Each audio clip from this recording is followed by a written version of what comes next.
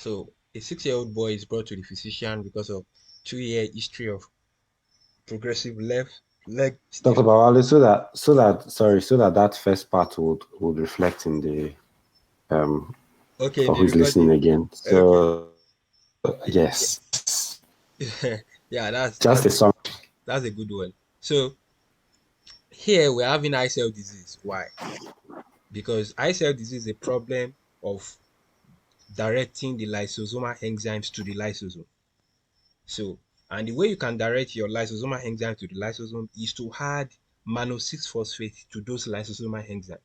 Once you add mannose-6-phosphate to them, they will move from where they are synthesized, maybe in the endoplasmic reticulum, and they will go straight to the lysosome.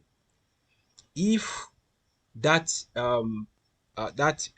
addition of mannose-6-phosphate doesn't happen, they will move across the cell membrane and they will escape from the cell and they will enter the serum. So you are going to have accumulated serum level of those lysosomal enzymes. But those lysosomal enzymes are not in the lysosome to degrade your glycosaminoglycans, which are supposed to be degraded by your lysosomal enzyme. So they will accumulate and they will cause symptoms, which include all these things that we are saying. So the defect in this biochemical pathway is what? Addition of mannose-6-phosphate to lysosomal enzyme. So the right answer is option A. So that is that. Yeah. So a 6-year-old boy is Dr. Baba, I just wanted to note something again as regards this question. Is it possible that probably you can zoom in some of these NBME questions before like screenshotting them because yeah, they yeah. really gave me tough time. I You couldn't see, see at all. you see, Doctor Zuliat, it's not that easy. Let me tell you why. The way those NBME questions are arranged, they are arranged in PDFs. Mm? If you try to screenshot them, it cannot fit the screen. You will be missing some part. It will not fit. So what I do is that Okay.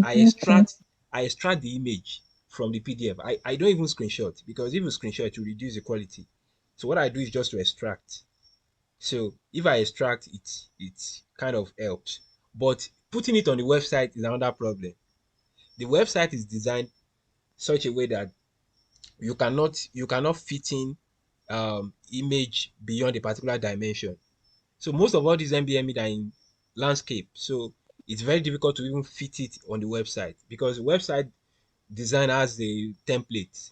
So that's the way it has been.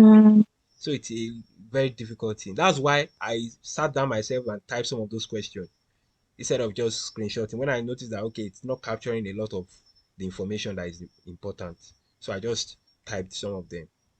okay. So Okay, yeah, somebody said we can zoom the website. I tried to in, but it was not working for me. Maybe I was the one who was not getting it.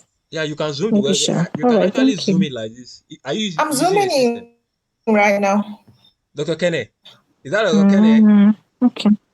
Dr. Kene? Is that Dr. Kene?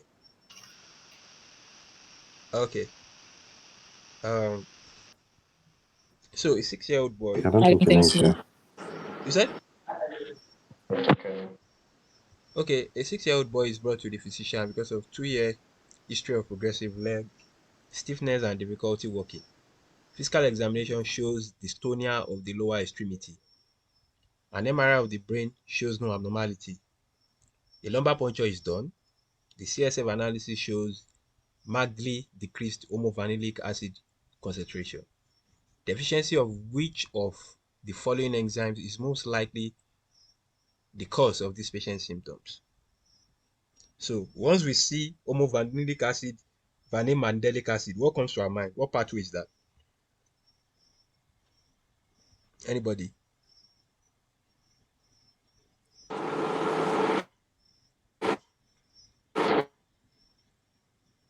Hello? Epinephrine. Famine. But the choline Dopa, No epinephrine, dopamine. epinephrine. Okay, so the No catecholamine. The epinephrine. catecholamine, right? Epinephrine. Yeah. Okay. So the catecholamines Yeah. Perfect. Yeah. phenylephrine to thyroxine, thyroxine to dopa, dopa to dopamine, dopamine to norepinephrine, norepinephrine to epinephrine. I'm sure we remember all those um, the intermediate or the cofactors that are responsible. So the one they commonly test is just okay, the first two you need your BH4.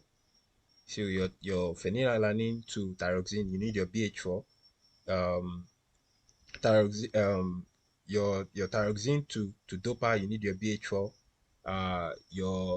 Your dopamine to norepinephrine, you need your vitamin C. Then norepinephrine to epinephrine, you need your SAM, S-adenosyl methionine. So S-adenosyl methionine is regarded for conversion of your norepinephrine to epinephrine. Most importantly, conversion of dopamine to norepinephrine by the activity of dopa beta hydroxylase. You need your vitamin C. So we should not forget that. So looking at all these enzymes now, which one is active in the pathway of the catecholamine?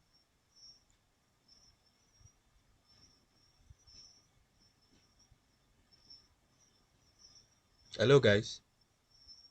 Tyrosine hydroxylase. Erosion and prejudice. Yeah. So thyroxine hydroxylase. It's possible that this guy is having maybe Parkinsonism or something, so he cannot get dopa into the brain, and you know, that's why he's having problems with the walking and the legs. So it's possible that this is Parkinsonism. So we should watch out for that. So homovanillic acid, vanille mandelic acid, they are the metabolite of degradation of those catecholamines. So you can get your homovanillic acid directly from degrading your dopamine, while you can get your vanille mandelic acid from degradation of your norepinephrine and epinephrine. So it's just important to know those two metabolites, homovanillic acid and uh, vanille mandelic acid. They are very important when we talk about some tumors. For example, like pheochromocytoma, because in pheochromocytoma, there's elevation of those catecholamines. So these guys are markers to identification of pheochromocytomas. You are going to notice that the level of homovanillic acid and vanille mandelic acid will be elevated. Okay. So a 13-year-old girl is brought to the physician by her mother because of a 5-month history of behavioral problems. The mother states that her daughter alternates from being sad and socially withdrawn to being extremely angry and aggressive. After further evaluation, a diagnosis of bipolar disorder is made. Treatment with valproic acid, which inhibits histone deacetylase, is started. The drug is most likely to affect which of the following process in this patient. So there's inhibition of histone deacetylase. What process do we think will be affected? Protein transcription. Transcription. Transcription? Yeah. So Yes. why are we saying transcription? For the benefit of people that don't know. So why? Because when you deacetylate the stone, Okay. that means like you kind of it's like you're methylating it. That means you're not allowing the stone to function. And we know that the stone is the one that is wrapping around the DNA. So once you release the stone, the what's it called? The DNA that is within it would be free to Yeah. perform its transcribe too. Exactly. So the way I learned it is that I just assumed that acetylation is good for DNA. Once you acetylate the stone, it is good for the DNA. But methylation is a bad person. Once you methylate, it's bad. You don't want to methylate. Methylation is bad. Acetylation is very good. And when we say acetylation is good, that means that it helps us unwind the DNA so that you can have transcription of the genes within the DNA into mRNA. That is it. So if you now deacetylate, that means that you can no longer unwind. It's like we are methylating, just like Dr. Zule had said. So it will affect the process of conversion of your DNA to mRNA. Exactly. So that is why DNA transcription is the best answer. You cannot pick DNA, you cannot pick translation, because translation means you are acting on mRNA. Yeah, but your histones are actually, wrapped around your DNA, not mRNA. So your histones and your DNA, they are forming your nucleosome. If you guys remember, do you guys remember the beginning when we were talking about the molecular basis of, the functional unit of inheritance, DNA? Like DNA loops around, you know, Do you guys remember? Yes. Looks around the stone. Yes. Remember That the is one link? going to be outer part of it. Yeah. Exactly. It contains the linker that connects both of them together. So histone is part of DNA. They are connected together. So it's not connected to mRNA. So that's why we cannot pick translation. And translation is acting on mRNA. You are translating mRNA, but you transcribe DNA. You transcribe DNA to mRNA, translate that mRNA to protein. So the thing that will be affected is DNA transcription to mRNA. Okay. What about Dr. Babade? I have a question. What about post-translational modification? Because the way I thought about it, I Okay. know that post-translational modification includes all these methylation, acetylation. No. No, So that's I will not. start if you are inhibiting No, that's not it, Dr. Francois. histodiaz. Post-translational modification of what? You have to be even be specific. Is it of protein or of mRNA? Which one? I'm talking about post-translational modification Modification of protein, like of after protein. protein synthesis. Yeah. So Yes. okay, yeah, I get you now. I get you now. Yes. Okay. So Yeah. I'm sorry. You know what? Because acetylation is a post-translational process, I thought that like inhibiting deacetylase. Do you understand? That's how Yes. I reasoned it anyway. Yeah. So I understand what you are saying. But if you remember, you are right. So part of the post-translational modification is acetylation, methylation, phosphorylation, ubiquitination, and all those things. But what you are adding those functional groups to is protein. It is protein you are adding it to. Now, if you look at here, they said histone deacetylase. That means what they are deacetylating is histone. Histone is not present in the protein. Histone is coupled to DNA. Do you get it, Dr. Francois? So you don't find histone. Yeah. So my focus should be on the histone. Exactly, your focus should be on histone. That is it. All right.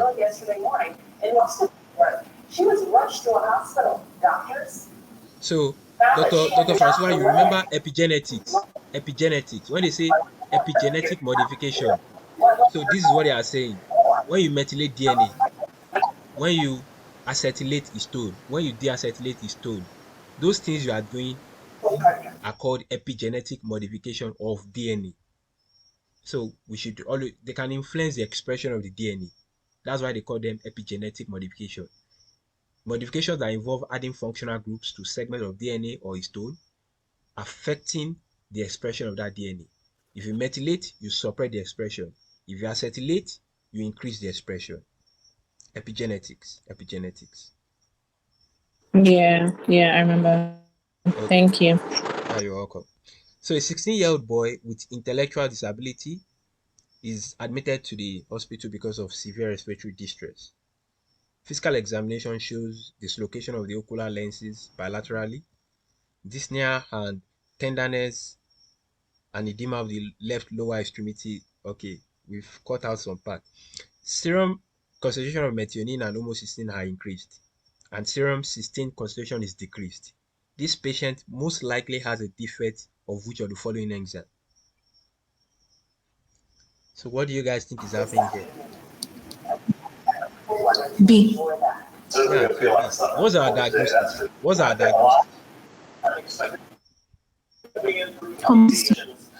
Hello? Homocystinuria. Exactly. So this is homocystinuria. We can see serum concentration of methionine and homocysteine are increased. That is what you expect in homocystinuria. You guys remember that homocysteine is an intermediate that forms cystathione and methionine. So to the left, if you can remember that pathway in our first stage, to the left it forms methionine, to the right it forms cystathione. I hope you guys can remember that. Yeah.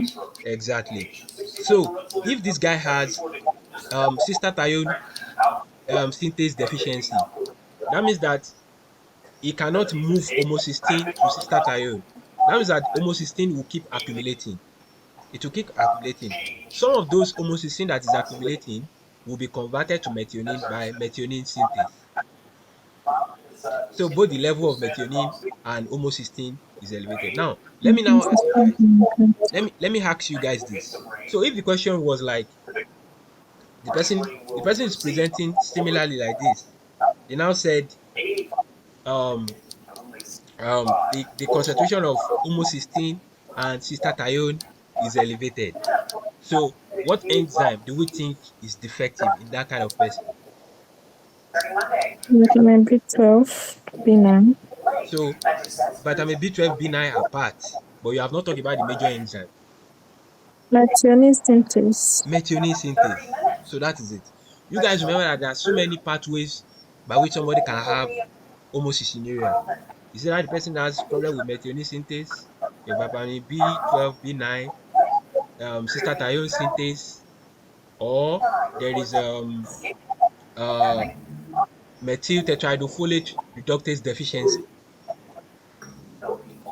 I think it's about 4. So we don't really need to cram it. We don't really need to cram it. We just look at what is accumulating, then figure out what is defective. So once you know what is accumulating, you know that okay, it is the other pathway that is defective. So if methionine is accumulating, that means that you cannot form cystathione due to deficiency of cystathione synthase. So if cystathione is accumulating, it means that you cannot take it to methionine. That means all of the homocysteine has to be going to cystathione. That is why cystathione is accumulating. I know that the downstream one for the part of cystathione is cysteine. So you can also convert cystathione to cysteine by the activity of a vitamin. What vitamin? Anybody? 6. Vitamin B6. Yeah, A B6, yeah. very good. Okay. So a 1-year-old girl, But Antonia, can you kindly mute when you're done? Yeah, thank you.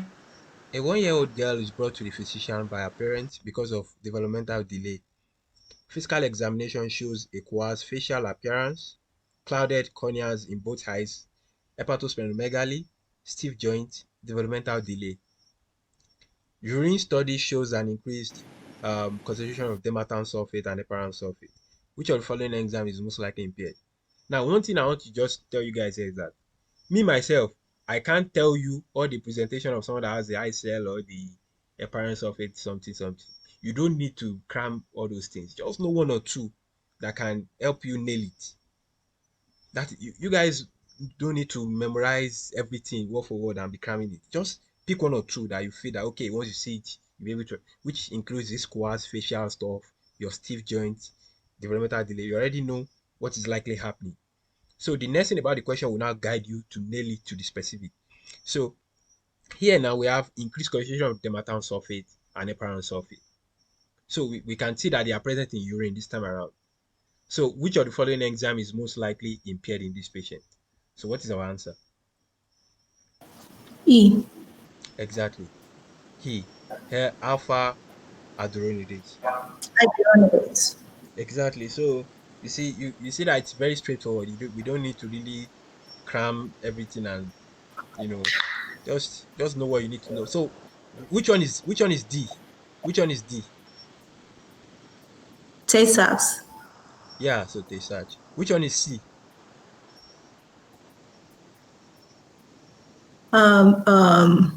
Von Gex. Von Gex. Nice one. Nice one. Which one is G?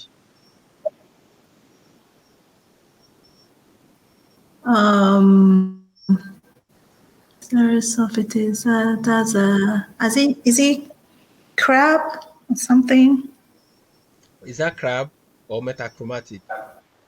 You can't take Yeah. you can't take Yeah, no, it's Ariel Sulfate. That should be the the fabric. metachromatic. Metachromatic. Yeah. So if you Not cannot The take father's is global something. yeah. So Cerebral something. yeah, exactly. That's your Harry sulfatase, yeah. So like the problem with your fabrics is that you cannot okay. Yeah. So your ceramide triexoside is what is accumulating in your fibers. So in your metachromatic, you cannot move it from the sulfatide to galactocerebroside, right? So if you cannot move it from Yeah. sulfatide to galactocerebroside, the way I remember it is that I know that sulfatide are important to formation of myelin. Once you know that, you are done. And although crab too affects nerves, yeah, but just zero your mind to okay, um, metachromatic leukodystrophy is strictly neurons, because crab will still cause optic atrophy. It will still cause some extra, stuff. But your metachromatic is strictly, your neurons, like just your peripheral neuropathy and the other stuff. So, and sulfatide is important in myelination. Your sulfatide, they are important in myelination. So if you cannot move your sulfatide to your galactocerebroside, you have your sulfatide accumulating, and when they become too much, they cause damage to the neurons. So that is it. So when you are now moving it from your galactocerebroside to your ceramide is like the starting molecule of everything. So when you cannot move it from the um the galactocerebroside to ceramide, that's where you now have Graves, where you have the global cells, the um problem with damage to the oligodendrocyte, neuropathy to optic atrophy and all those things. Then But you guys remember, then, so the way to just connect it is that, okay, so galactocerebroside is supposed to move into ceramide. Um, glucocerebroside too is supposed to be moving to ceramide. So if glucocerebroside cannot move it to ceramide, what problem is that? Glucocerebroside. Gotcha. Gotcha. Exactly. So that's the Gauchers. So one is galactocerebroside, the other one is glucocerebroside. So your galactocerebroside keeps accumulating. They form the Gaucher cells, which can occlude the blood vessels, cause avascular necrosis, cause bone pain, cause, hepatosplenomegaly, cause so many things. Like it's just looking like sickle cell, like someone has a sickle cell problem.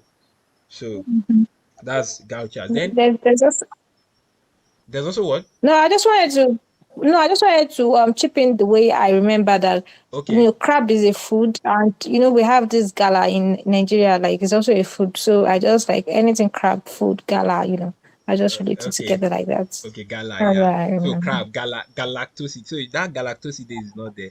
Yeah. So galactosidase, then your Gaucher's glucosidase. Then sphingomyelin too cannot be degraded into your your ceramide. So sphingomyelin, if sphingomyelin accumulate, which one is that? That's Neyman. Nemapic. Neyman pick. Now you guys know the clincher. So we have practically discussed everything. So GM2 to GM3. If GM2 is accumulating, which one is that? Those are many Yes, days. That's the Glucosamine T-cells. stays. That's yes, our yes. T-sat. That's the T-sat. So that's basically, you know, everything. So if the ceramide triexoside is accumulating, which one is that? Ceramide trioxide. Is it same thing as global whatever? No, no, If no. it is. Ceramide trihexoside. Ceramide trihexoside. Fabry. Oh, Fabry Fabris. disease. Fabris. Not the Exactly. Fabris. Because you're just paining me, I cannot draw. But maybe some other time we'll find way to just, but I think we really touched on about we touched the major one. And you guys remember the clinchers for Fabris. So what are we looking for with respect to Fabris? What are we looking for in terms of the symptoms? Peripheral neuropathy. Peripheral neuropathy. What Fabris. else? What else? Angiokeratoma. Hypohidrosis. Angiokeratomas and hyperhidrosis. So you're just looking at the skin and nerves. So peripheral neuropathy, episodic peripheral neuropathy, angiokeratomas and hypohidrosis. Then it can cause cardiovascular failure and renal failure, right? Mm-hmm. Yeah. Okay. Yes. So let's go to the next one. A 16-year-old girl with cystic fibrosis is brought to the physician because of 3 weeks history of generalized weakness, numbness, and tingling of her arms and legs. So there is like peripheral neuropathy here and difficulty in walking. She has not adhered to her medication regimen during the past 6 months. She appears alert and oriented. Her vital signs are within normal limits. Physical examination shows bilateral weakness and decreased deep tendon reflexes in the upper and lower extremities. She walks with an athalgic gait. The most likely cause of these findings is the deficiency of which of the following vitamins. So there's an athalgic gait here. There's problem with the reflexes. There is peripheral neuropathy. But the major thing that we need to look out for here is the athalgic gait in someone with cystic fibrosis. So what do we think? Vitamin E deficiency. Vitamin So E. cystic fibrosis are shared with fat soluble vitamins Soluble deficiency. vitamin deficiency. So, and the one that is consistent with the symptoms here is someone that has vitamin E deficiency. So they Okay, have so problem with gait, lethargic gait, because of the sy- the presentation is similar to the subacute combined degeneration, affectation of the dorsal column, the spinocerebellar tract, and all those things. So it causes problem with the gait, and the fact that it can also damage the neurons themselves. So aside those neurons, some other neurons, some sensory neurons, so that's why they can exhibit peripheral neuropathy, which is numbness and tingling of the arms and leg. And also, you are also going to look out for hemolytic anemia, vitamin E deficiency. Okay, and you guys remember that it also like suppresses the level of vitamin K, right? So that means that if somebody is on vitamin E and you are placing the person on warfarin, so what are we expecting?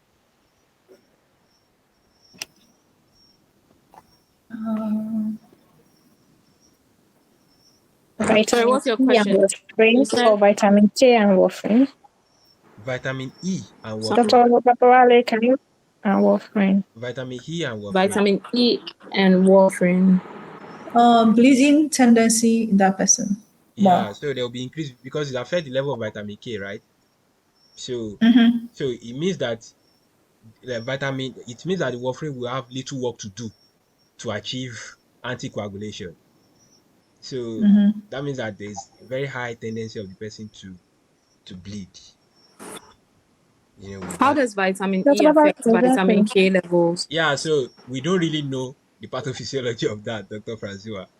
So it's not too clear, but it has been shown that if you use vitamin E with vitamin K with warfarin, it kind of enhances the action of warfarin, so predisposing the person to anticoagulation or to severe bleeding. Dr. Babande didn't mention that part. Okay. He did. Okay, okay, yeah.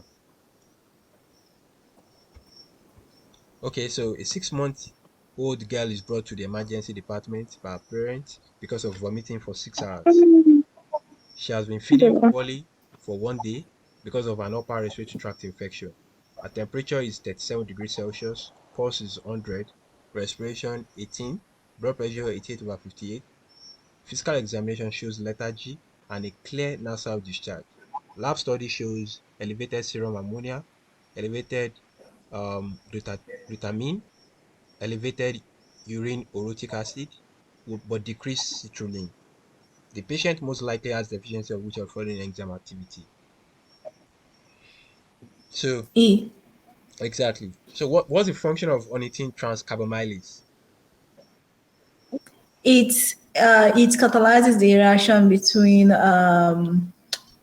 carbamyl phosphate and ornithine that gives you citrulline. So since it's absent, you can form citrulline from ornithine with chamomile phosphate. So that's why citrulline is there. So you now have like hyperammonemia in this patient as Nice seen in one. the result, Nice one. and also uric acid. So it has Yeah. problem with the urea cycle.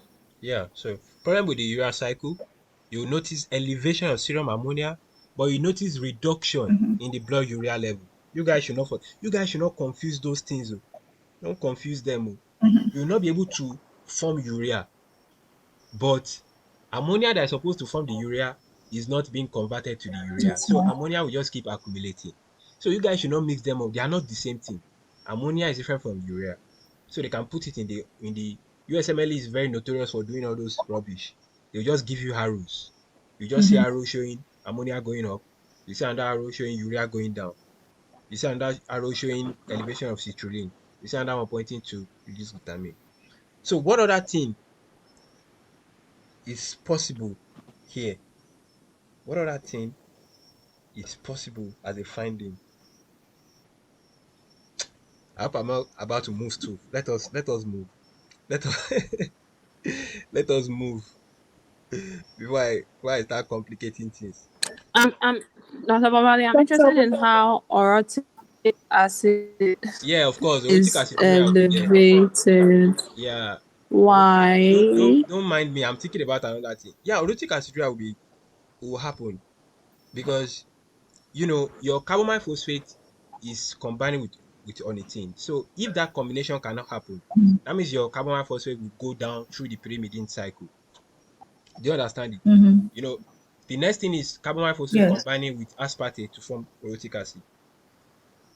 So you keep forming your uritic. That is why if you want to differentiate between, okay, if not dermatology, people that know dermatology, there's a difference between the orotic aciduria of somebody that has ornithine transcarbamylase deficiency and someone that has UMP synthase deficiency.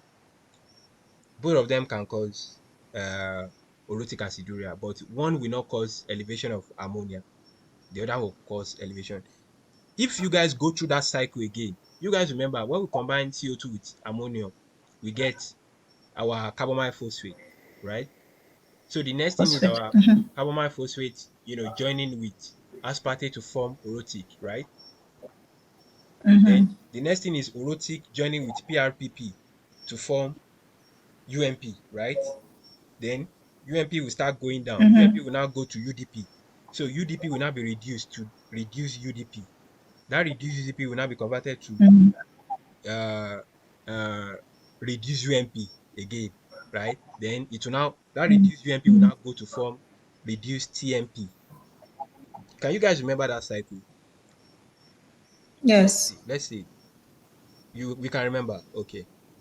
So so Yes. the point here is that once um what was it called? Once carbamide phosphate cannot combine with ornithine to form um um citrulline again, it means that citrulline will drop. Now, ornithine and carbamide phosphate will keep accumulating. So that carbamide phosphate will just be shunted towards pyrimidine cycle and it will be combining with aspartate to form orotic acid. So that is why the level of orotic acid will be high in this person. Hmm? We should watch out for that. Okay. Okay, thank you. A 14-year-old girl is brought to the physician because of recent growth spurt of 15 cm during the past 1 year. She also has had increasing fatigue and palpitation during this period. Her father is 19 something tall.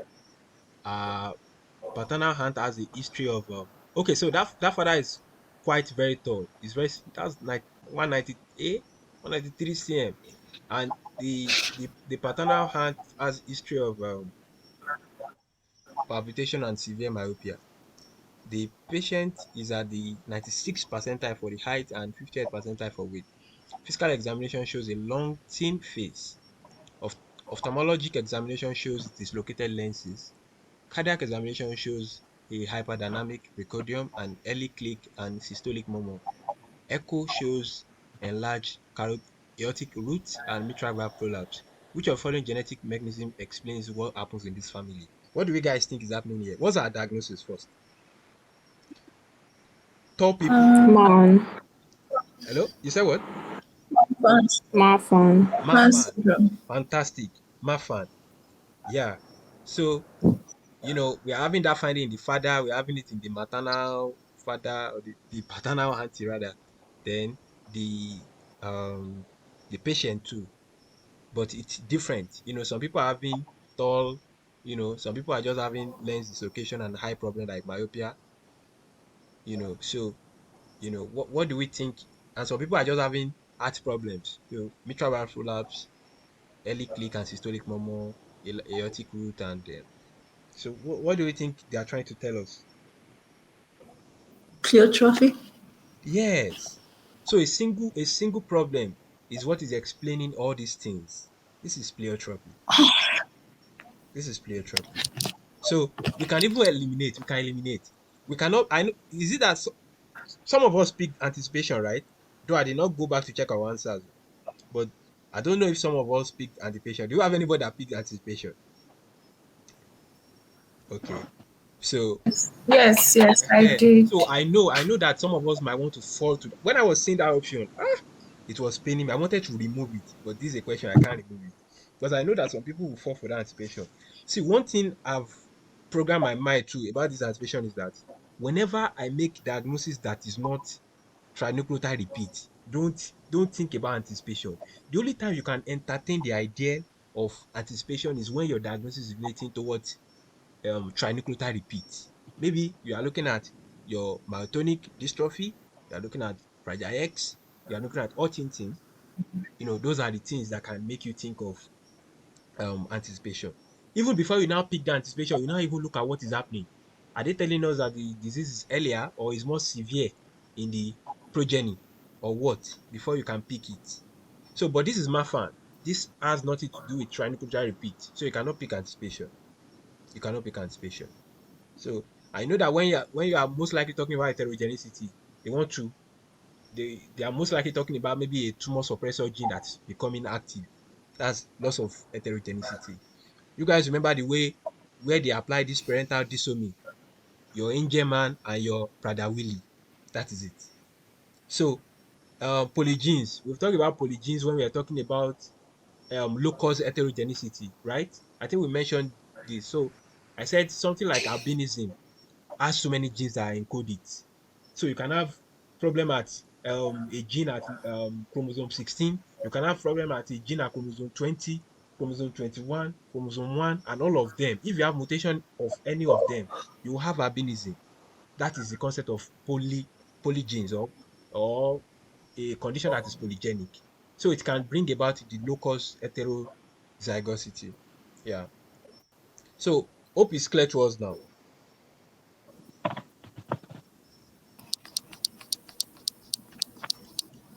We are not responding. Well, for me, I feel like I didn't really feel, I don't know how to describe it. I mean, when you look among the options, pleiotropy seems like the best answer, but I also didn't really get like The a reason why. clear feel of distinct, Yeah, even myself, but I just eliminated. Yeah, phenotypes. Yeah, But so then when I this thought is about it, I was like, yeah, so this is it. but I want to eliminate You know, something. the problem Mm-hmm. in pleiotropy is that you are having so many problems defining a disease. So many problems defining a disease, but in all individuals that are expressing that disease, some of them might not share similarities. One can have maybe hunchback, the other one can have cane leg, the third one can have cleft palate. But you notice that all those things are actually seen in a common disorder. Now, what we are trying to say is that a gene mutation or a disorder, or no, let me say a gene mutation can actually be responsible for so many effects, so many presentations. So it is not different gene that is causing it. It is not. It is one single gene that is causing all those presentations. Now, look at how the father presented. The father just had a very tall stature, 193. That's very long. Hmm? You get that. Now look at the maternal aunt. She has a history of palpitation and severe myopia. So that means there is affectation of the heart and there's affectation of the eyes. Now, looking at the patient herself, she has long thin face, she has dislocated lens, and she had, you know, hyperdynamic precordium, and there is a systolic murmur, most likely from a mitral valve prolapse. And they even told us that echo saw dilatation of the aortic root and mitral valve prolapse. So they now said, which of the following genetic mechanism best explains the genetic finding in this family? So that means that they are trying to tell us that most likely all this thing that is happening is due to a disorder that is being transmitted within that family. Why are they now having different presentation? Pleiotropy. Is that single gene problem that is causing those different presentation? Do you guys? I don't know. I don't know if you guys get what I'm trying to say now. Excuse me, sir. Yes. Can they also put variable Yeah, expressibility? Yeah. Variable expressibility. Yeah, Why Yeah. that not? was the one that was like, I saw it declared Because this one. that looked more like it, but I was Mhm. looking for variable It is expressibility, but I kind didn't of see. intertwined. It is kind of intertwined, you know. So both of them they go the same. So if you are saying it is one gene that is causing everything that you are saying. So what we are saying in pleiotropy is that it is one gene problem that is causing all the different. You know that all the symptoms that we are seeing, guys, all the things that we are seeing, they are not related. What is the connection between eye problem and heart? There's no connection. So normally we should expect that okay, there should be different mutation causing that high, there should be different mutation causing that cardiac. But it is a single mutation that is leading to all those events. That is pleiotropy. So when you're now talking about variable expressivity, you are now talking about okay, this one can present this way. It might not have everything. This one can have some. This one can have the remaining. That's variable expressive. They are kind of, the mechanism are kind of how do I put it? Interrelated together. But if you are talking about the definition, they are different. The definition is very different. So when you are saying a single gene problem is responsible for all the manifestation, that is pleiotropy. So when you are saying that, okay, individuals with a disorder present with different symptoms. So some can have dislocated lens, mitral valve prolapse, while some people can have aortic root dilatation, some people can have tall stature with it. That is variable expressivity. They can express that disease in variable phenotypes. But when you are saying a gene is what is responsible for all the typical features of those phenotypes, that is pleiotropy. In this kind of question, USMLE can never put variable expressivity here because both of them will be correct. I don't know if you guys get what I'm saying.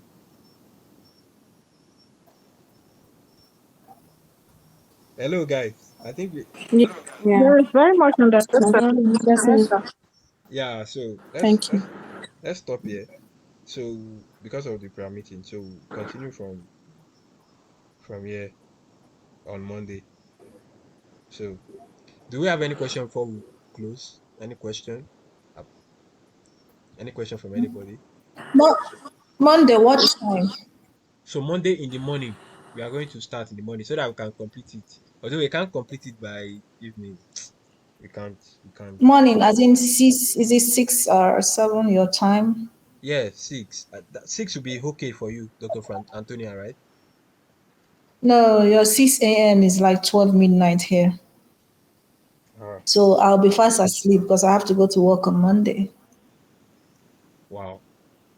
Well, Yeah. let's just see how it goes. Hmm? Okay. So, Dr. Antonia, Yes. I'm sorry that I actually want to say this because lots of us, we have different time frames, and even I'm speaking from my own point of view too. And I think the only way around it is to actually revisit the site or something because there's no way that they can satisfy everyone. Like if you're going to consider everybody's time zone, it's going to be a little bit difficult. And I think the only way that I've found a way to it is a way around it is to like visit the site. And I think that's one development that can actually make things easier. So I don't know how that is.